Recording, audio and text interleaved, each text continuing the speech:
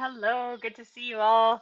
I'm just reading the chat right now. Hi, I'm one of the two people on the channel, Vancity Prepper.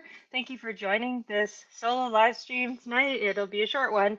I am here to talk about gardening indoors and welcoming any feedback. I know there's some very experienced people in the chat, so thank you for being here. I want to say hi to a couple of people. Buzzard Prepper is here. Thank you for dropping by. Let's just see here. The Virginia Bushcrafter, good to see you. Hosier Prepping Nurse, who I had time to hop on over and see. It looks like a new channel, end of August or something. So I have subscribed and I see 2 videos there. I'm gonna check it out and follow along. So thanks for stopping in and saying hi. Harvey, I see you there. Thank you for joining us. And yeah, Buzzard in the house. Killer J is here from Western Europe. Who else is here? There's lots of people. Creative Redundancy. Good to see you. 1 second. Yeah. Okay. Sorry, I have a very young blue heeler that is causing a ruckus. Who doesn't have a ruckus causing blue heeler? And prepping by, I'm sorry, guys. Hey, come here. He's in the midst of training. He's 6 months old now. And the next step will be to get him out of here completely, but I'm going to try with him here because he's a Velcro dog. Prepping by Faith, good to see you. If you guys didn't check out the amazing live stream with Prepping by Faith over on Angry Prepper channel, I believe that was it yesterday? I think it was. That was a really good one. So definitely check that out. Cold War Prepper, good to see you. Cold War Prepper just shared a video about menu ideas with a freeze-dried menu plan.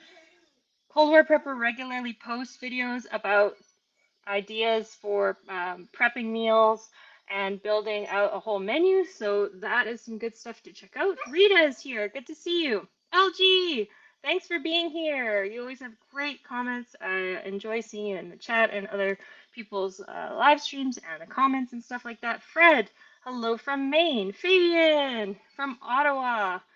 Wait, no, not Ottawa. But anyways, another Canadian is here. Good to see you. X24 Reviews, hello and good evening. And what else is happening? Silver Lining, nice to see you. Woodsman for life. Hey, I know, Woodsman, I just would love to know what region you're in roughly, because I feel like I'm somewhere near you now. Sun Owl, hello, how's it going?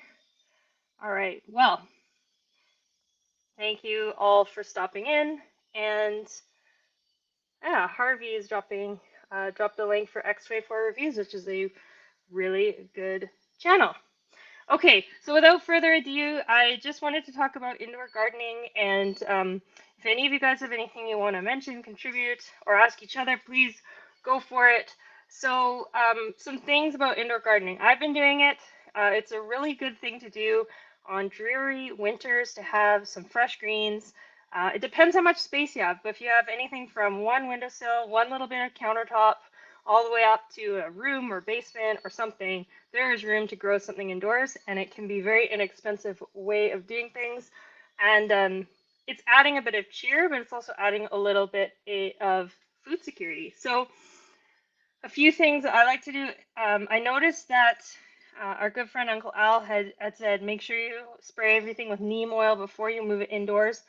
I always start my indoor stuff from scratch. So seeds and fresh soil, that's bagged soil, that's fairly sterile.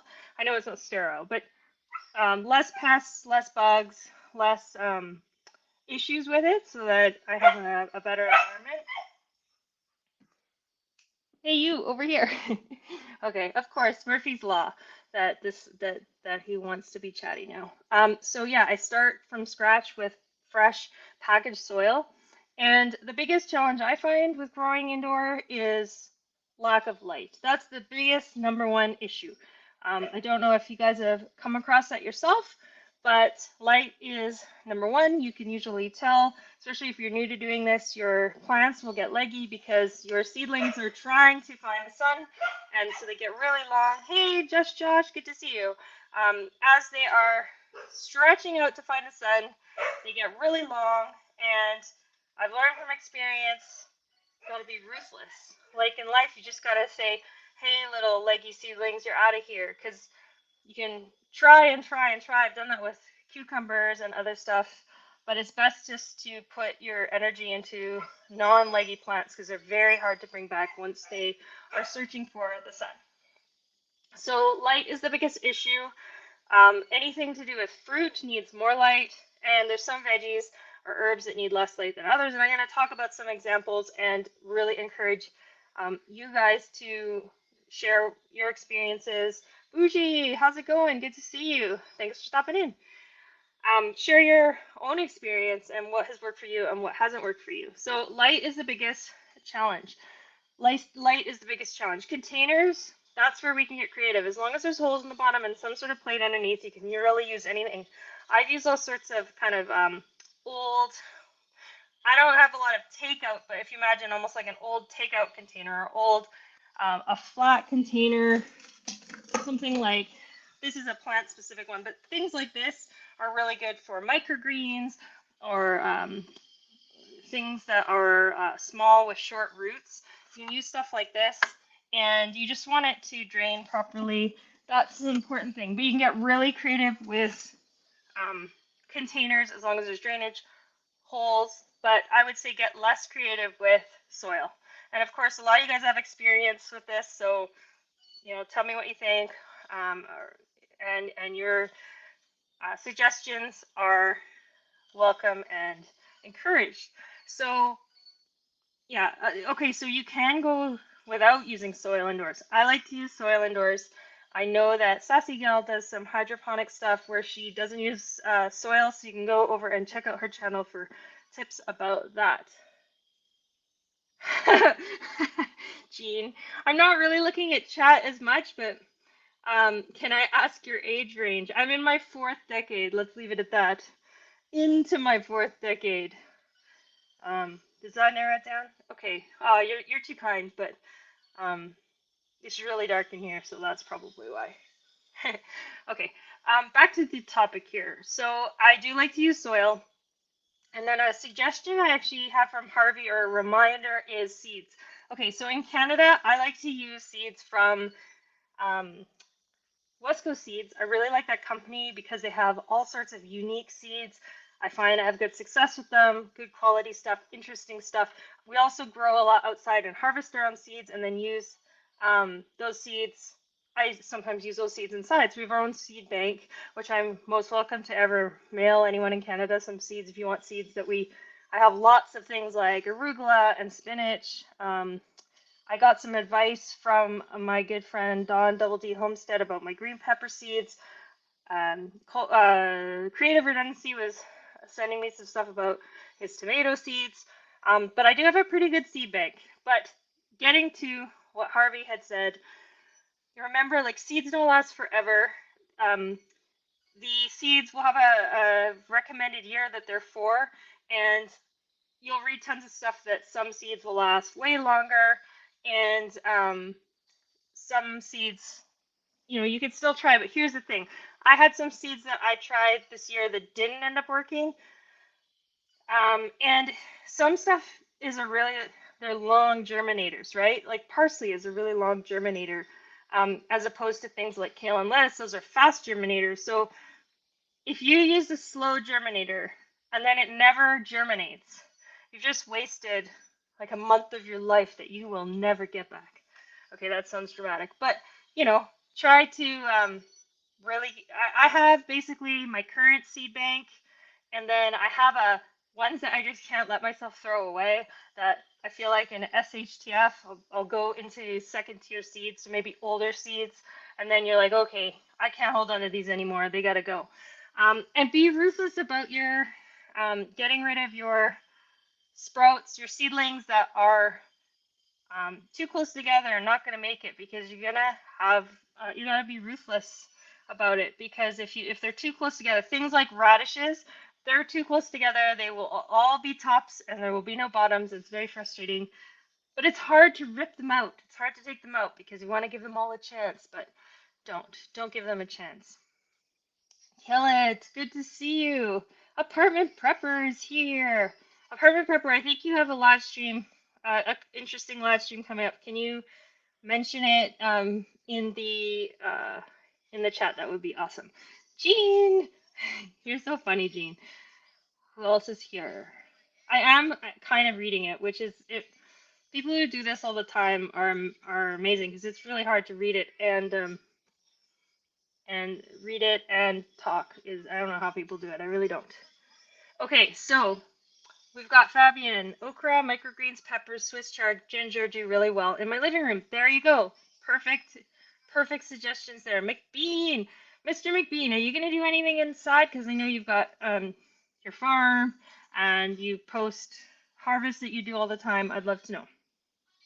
So Apartment Prepper. Tomorrow night, Angry Prepper will be on to talk about prepping in small spaces. Yeah, that's going to be a live stream that people do not want to miss. Okay, so seeds don't last forever. So I think it was Harvey that said, people buy these sort of seed vault things, and you can buy them on Amazon and stuff, and that's fine, but you want to have seeds and use them in a certain amount of time, which is, it's common sense, but then I go into my own seeds and I'm like, hey, this has been here for 3 years or something. So just trying to keep the fresh seeds, at the top. And the thing is what's the worst can happen? Well, it doesn't germinate is the worst that can happen, but that's a huge waste of time, especially if you're doing things that are using up a lot of that real estate, a lot of the footage, because of course lots of stuff grows upwards and lots of stuff you need to spread out, things like carrots, radishes, beets, and stuff like that. So okay, so I'm going to talk about some examples for some of you guys. Hey, Prepper 101, good to see you. This will be review, but there's several things you can grow indoors that have good success, and one of them is carrots. They do not require a lot of space around them. They can be fairly close together. However, you need quite a bit of depth, obviously.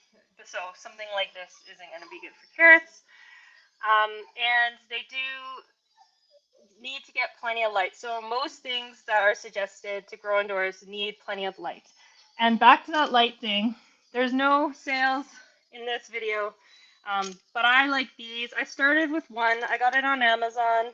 We're really upping our thing this year, though. We're doing like way proper row lights of indoor lights, but these are a really good starter. If someone has never grown anything indoors, find some good lights like this. Read the instruction because there's all the different types of light that it produces, and you can set timers. So a lot of stuff wants 10 or 12 hours of light a day. Last winter, I had stuff where I would rotate. So I'd have one thing in the sun for 12 hours, and then I'd use the same light for the next 12 hours. And I have multiples of these now.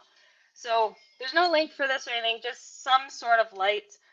I find it's way better to rely on something like this than light through the window is not going to be enough. It's just not. So that's a good one. Something like this. Of course, if you go to a proper garden store, they're going to have the best quality ones. If you're on a super duper budget and you just want to try one thing to see if it works, the place that starts with an A that's online that lots of people don't like, that's a place you can order something. Modern Refugee, hey, how's it going? Okay, green onions. Green onions are easy to care for. They do not require as much sunlight as some of the other vegetables. And you can use seeds, or you can take your own little, or your old little green onion root ends and stick them in, and then you can just, after you use the top, and then you can just cut the tops off. I love how little, okay, back to the chat. I love how little of a footprint those lights have. I need to get some. Yes. Okay, well, let's just talk about them some more. And like I said, I have no link for this. I'm just sharing something that I love. Because if you do it on a table, so actually, it just started growing, no pun intended, indoors. And I would have I had a camping table as well, and I would just clip these to the side. And then, of course, you can have them in all different directions. And then if you have one type of seedling that really needs a lot of light, you can kind of, you can make them all in a row and you can really hammer the light down. But I love how they have timers now, so you can just set it for a certain amount. And if you leave them on too much, your plants will go crazy and grow way too fast because they're getting so much light. But light is the number one thing. I've watched a ton of the actual gardening channels, and anyone who's a gardener in here will probably agree that the most important thing when it comes to indoor gardening pretty much is light. So, herbs or herbs, depending what country you're in and how you like to pronounce it, they need lots of light. Some, they range from about 12 to 16 hours of light. And some examples, of course, are chives, parsley, cilantro, oregano, mint, rosemary, sage, and thyme. So this stuff can be done from seed, or you can get seedlings, of course, or you can move stuff from outside inside. Certain stuff I've got outside, I don't want to move inside. I'm attempting, oh, Sun Owl is awesome and still on the screen. Some of the stuff I've got inside, I don't want to bring it inside because it's got little bugs and stuff on it, of course, and I can use, I do have a mixture that I make with, I've posted it before, but it's neem oil and a bunch of other stuff to get rid of some of the mildew and some of the bugs and things like that. But one of the things I'm doing is I'm trying to make my own mustard. So I've got mustard seeds. I've had mustard greens that I let go to seed. Now I've got mustard seed pods, and I'm going to make mustard, like actual mustard out of them. But those, I think the only thing out of that that's going to come inside is the mustard seeds themselves. Mrs. Dog, hello, how are you? Farmer Son prepping. Good to see you. Okay, checking out the chat here. So yeah, those are some things to consider. Leafy greens, I think are, if I were to only grow one thing, I would probably grow leafy greens inside. I always go back to arugula and spinach. They're easy and they yield something. Of course, if you aren't a patient person, baby arugula is nice, right? So if it's tiny, you can have some salad. And it grows, it germinates quickly. You have a product quickly, right? Because of things like, of course, tomatoes and peppers, which I'm going to talk about in a minute. They take a long time to assemble themselves as a as a thing, and then it grows the vegetable on it. But the lettuce is nice because it happens right away, and you can use it in all different ways. I'd also like to know how prepping by faith, how your peppers are doing, by the way, as a side note. So back to what I was at, the leafy greens, a lot of them are cold tolerant. So spinach, kale, and arugula, because of course you're going to want to consider what room certain things are in. If you're in Canada up north and you don't have super warm rooms, sometimes these leafy type greens can be really handy to do. What are we? Prepping by faith. They're getting bigger. I need to take a picture of them. Yes, you should, and put on your community tab, and we will all look. Hello, Ghetto. How's it going? Good to see you. So, so in compact spaces, you can go from seed to spinach or arugula in 4 weeks. Hey, that's not so long. Of course, we all know the fastest thing pretty much is radishes. You can grow radishes inside. The only thing is, I just find they take a lot of real estate, again, for something that you just quickly eat. I like stuff that kind of grows up and you can harvest little bits of it. And yeah, that's lettuce is just good and it keeps on going. So back to my ideas here. Microgreens, of course, microgreens have about 40 times more vitamins and nutrients than other fully grown plants. You can grow them in the same way that you would grow leafy salad greens, and I have grown them lots in containers like this, and they're really, really fast. You just pretty much sprinkle the seeds on top of the soil and grow them that way. You can harvest them when they're 2 or 3 weeks old, and of course there's all of these things. I mean, if there's way more description online, but just as a general heads up, if there's anybody out there who's never grown food indoors before, you can just get a container. You can get some microgreen seeds, which you can find at any garden center or online. You just need a little bit of soil, and you can have your own thing to harvest in a couple of weeks, which doesn't really cost anything. Don't cook them, because if you cook them, Mrs. Gatto, good to see you. If you cook them, you will be underwhelmed because you'll have this huge harvest and it will shrink down to a spoonful, and then you will potentially cry. I don't know. Oh, that's just my experience. I don't know. I'm just kidding. I didn't cry, but so something is getting bad with the lack of notifications. If you're talking about YouTube ones, I don't pretty much get any notifications for anybody. So if I happen to see it, that's great. But otherwise, I really don't know. Sun owl beets do well indoors. You can't beat them. That was for creative redundancy. Yeah, microgreens because you don't have much space. So I do microgreens over doing sprouts, but some people do sprouts or both. So if you are a sprout in mason jar expert, please share your ideas or make a video that people can see. Oh, Jean, your eggplant was cooked by the sun. That's not how you want to cook your eggplant. That's not good. That's sad because an eggplant is quite a rewarding thing to actually grow. I grew them last year, and then there it is, and then oh no, it got ruined. So a few more things. Potatoes. I see lots of people talk about growing potatoes. You can grow potatoes inside. You can have potatoes from your little potato pieces, 2 potatoes in 2 months. You just want to make sure you have a large enough pot or bag because obviously they grow and they expand, and you may want to continue to add soil to keep them covered. Radishes, I always grow radishes, and I think it was Harvey that said, like, what's the point of radishes? That's a good point. I don't know, but they are, in my opinion, the quickest growing. It's not my opinion. It's my experience, and then all the stuff I've read. I'd love to know if it happens to you guys as well. Radishes are the quickest turnaround time from a seed to a food, like an actual vegetable you can hold in your hand. But I have trouble with them sometimes if you don't thin them. If you don't thin your seedlings, if they're too close together, they somehow know that their friends are nearby.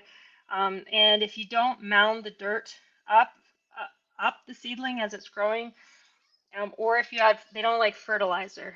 Those are all things you can do to make these beautiful tops with just these tiny, they almost look like tiny little carrot bottoms. And that happened to me this year with my daikon radishes. I was disappointed, but my regular red radishes were just fine. So LG says you can grill radishes. Yes, I have heard that and I haven't done it, but that would be good. Okay, so a few more ideas. Tomatoes. Tomatoes you can grow inside. So tomatoes and peppers are self-pollinators, and as long as you give that tomato plant a bit of a shake, or you can rely on your lamp, or not your lamp, your air circulation. If you have a light fan, that will do the pollinating for you. And the smaller tomatoes, without much surprise there, they do well inside compared to the big tomatoes, which I find more difficult to produce nice ones outside. So I would imagine any trouble you have outside is going to be magnified inside, in my experience. Um, so Mrs. Dog, it's been a bad garden year for lots of people. We lost a lot of our garden this year due to heat, drought, and bugs. Not giving up though. Oh darn. That sounds that sounds awful. What happened to you guys? I mean, it's in this area we're in, it is completely underwhelming. There's only a 100-day growing season anyway, and it just didn't get very hot. So a lot of things did not actually grow. I've got all these partially grown squash and pumpkins that are they're just not there, and the leaves are already turning yellow, and it's getting down to 5 degrees Celsius. So I don't know when I'm gonna have to abandon some of these vines, and that's not great. I did see something about I don't know where it went, but I saw something from Harvey about radishes only having 19 calories, and I didn't. Oh yes, 19 calories, 2 grams of fiber, and plenty of vitamin C. I feel like radishes are kind of a feel-good, fun vegetable as opposed to a large bang for your buck SHTF type vegetable, which I think, um, there's just things I feel like are going to yield a lot more for the same amount of space as a radish. But I always grow radishes. It's probably that instant gratification thing in our society that people want stuff that produces quickly. Tomatoes are a good source of several vitamins and minerals. Yeah, absolutely. So here we've got outside we've got big ones. We've got cherry tomatoes. Some of them are tiny. And we also have some black tomatoes. I've posted some photos of those.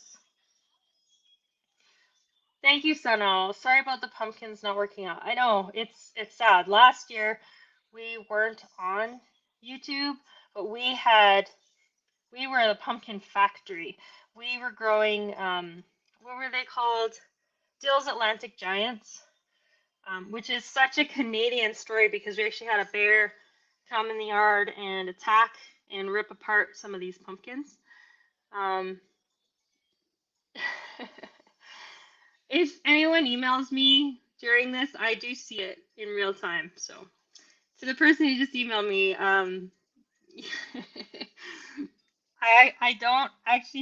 I don't have somebody who's emailed and asked if I have gray hair. I actually don't have gray hair. It's I don't know. I have some product in my hair. It's kind of blonde. I kind of wish I had gray hair. I love gray hair. I think it looks great. But I don't. But soon enough, I'm sure. Um, so Lewis, good to see you. It's the Marshmallow Man. Beets are better. So it's the Marshmallow Man is Lewis. Beets are better. You can eat the leaves from beets as well as beets. Yes, that's true. Does anybody have any other suggestions of parts of a vegetable you can eat that our society tends to throw away? Because yeah, of course. But things you shouldn't eat, of course, are rhubarb leaves. We all know that. You should not, um, you should not eat those. So, who's your prepping nurse? Okay. Vancity. It was a weird growing year for many. I have a cough recipe that includes radishes in it. Oh, that's awesome. I hope you post it on your channel. I will look for it. I'm just scrolling on down here. For the person who asked about vitamin D, I have not been taking my vitamin D.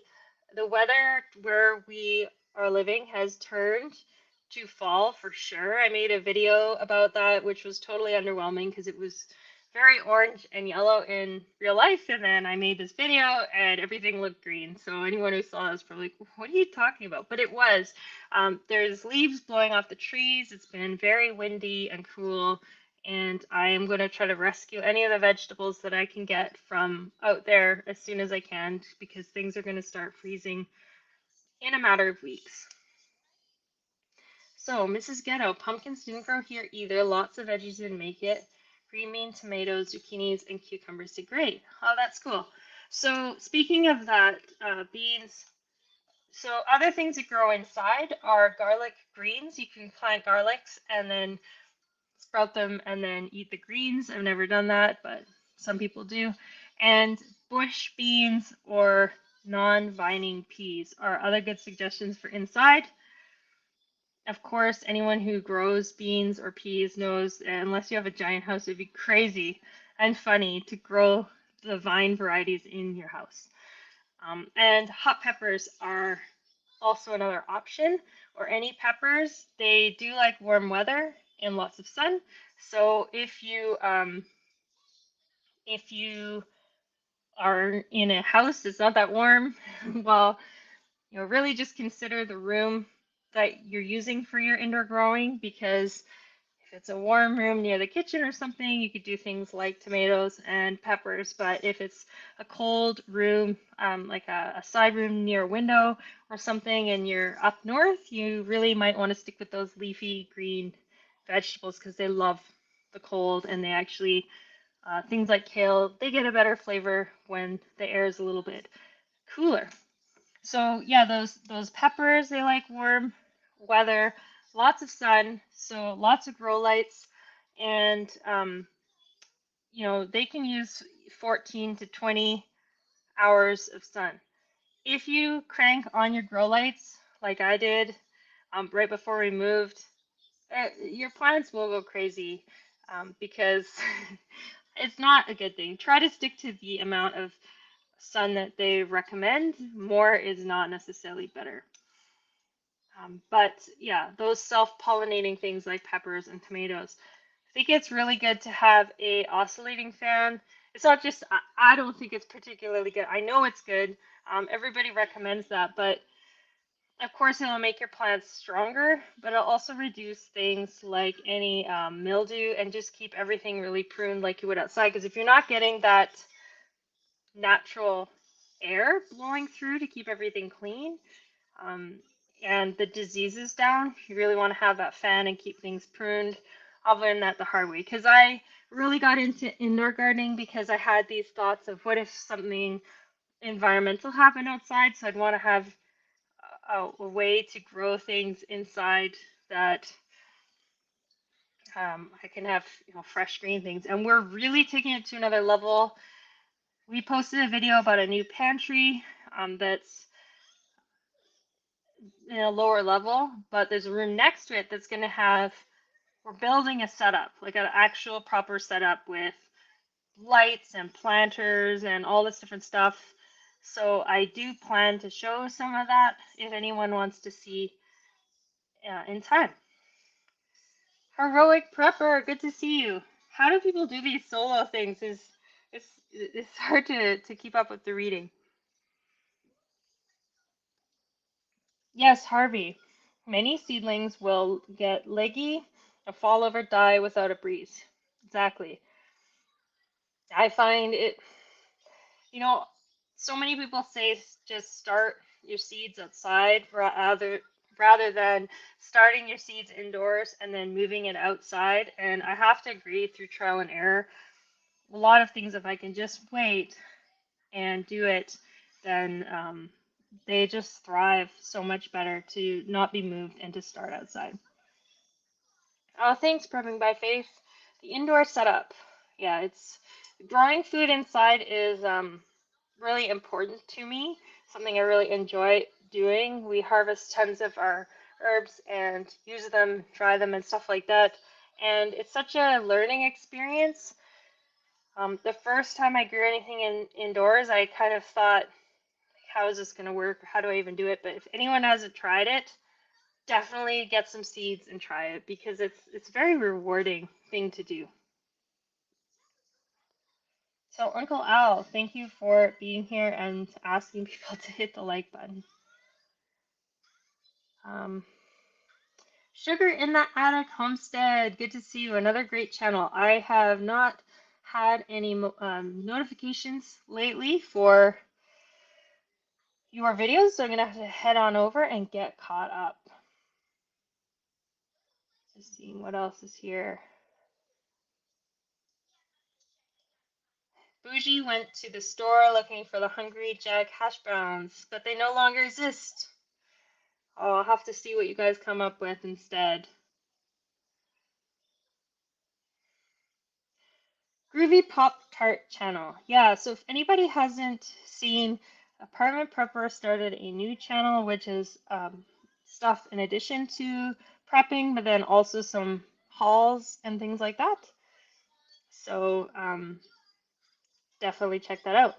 Beating the frost must be tough up north. Yeah, so we're trying to do everything that we could possibly need to do now in order to, in a matter of weeks, there's going to be, like, there'll be snow here in October for sure.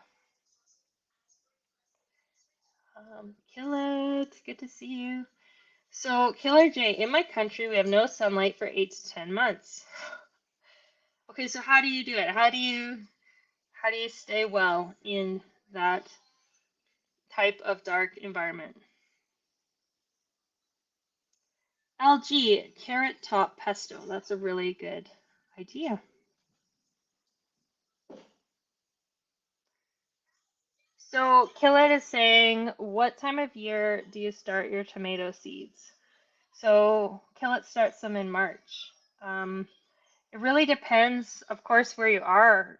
We moved so far up north now that you, and then the other thing is that we traded locations in the middle of the summer. So that was a huge challenge, but things don't really get going here until like July, and you only get one crop of anything, which is hard because where we were before, you got two decent crops. Hey, Nene, how's it going? Good to see you. And so Bougie is asking, Apartment Prepper, are you going to do both channels? So far I have seen Apartment Prepper posting on both channels.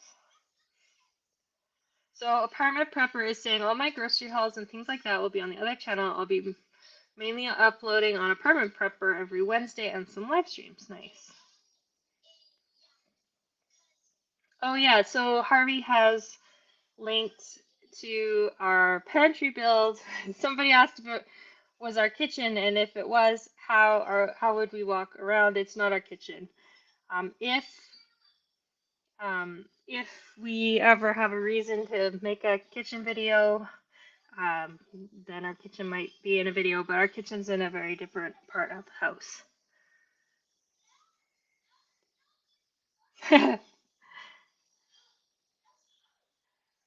That's funny. Okay, well, just checking out the chat here. Anyway, this is just a short live. I've been doing really short lives lately. You can see it's getting dark where I am, and it's 7:40 where I am. So it's the season is definitely changing. All right. Well, I think I'm going to wrap it up. So other things that I know that are going on this week is that we have Apartment Prepper tomorrow is having a live stream with Angry Prepper as a guest, talking about that really great topic of prepping in small spaces, which seems to be a specialty that they both have. Cold War Prepper. I went to work in the dark and drove home in the dark for half the year, then the other half slept in the light. Oh, that sounds challenging. All right. Okay. Well, thank you for joining me. I enjoy talking about this indoor gardening stuff. I do have a video that was basically, if you want to do indoor gardening, just an intro to some of the things you can get, but any seeds pretty much work for the examples that I gave. You really want to do trial and error. If you're new to gardening and you're new to gardening indoors, just try stuff. It's so amazing to see it work. And the varieties, if you go small, so when you're choosing your tomato varieties, if you choose things like cherry tomatoes instead of a big heirloom tomato or something, you're going to probably have um, more success. Thin those seedlings, keep them with lots of light, and start small. If you're new to it, get one set of lights, and then if you really love it, you can always add an extra light. Something like the one that I showed, you can get something, the prices keep going up, but you can get something like this for $30 or $40, which I know is a lot. If you're on a budget, you could probably find something in one of your local groups for less than that. And if you really are on a budget, the windowsill will work. The light through the window will work for some things. So you can just look up tips about that if you want to go lower budget. And soil, if you buy a bag of proper potting soil, there are indoor potting soils that you can use. That's ideal, but if you're on a super budget and can't swing that, well then try to find something, just a good nutrient-rich soil. Ask around in your area and garden centers, or just ask people that you know that are gardeners, and they can probably hook you up with some soil. I know that I could help people out if they needed soil. I've got tons of really good soil. Thank you, Kill It. Good to see you guys. Creative redundancy, you're funny. Yeah, thanks for being here, you guys, and I will see you next time.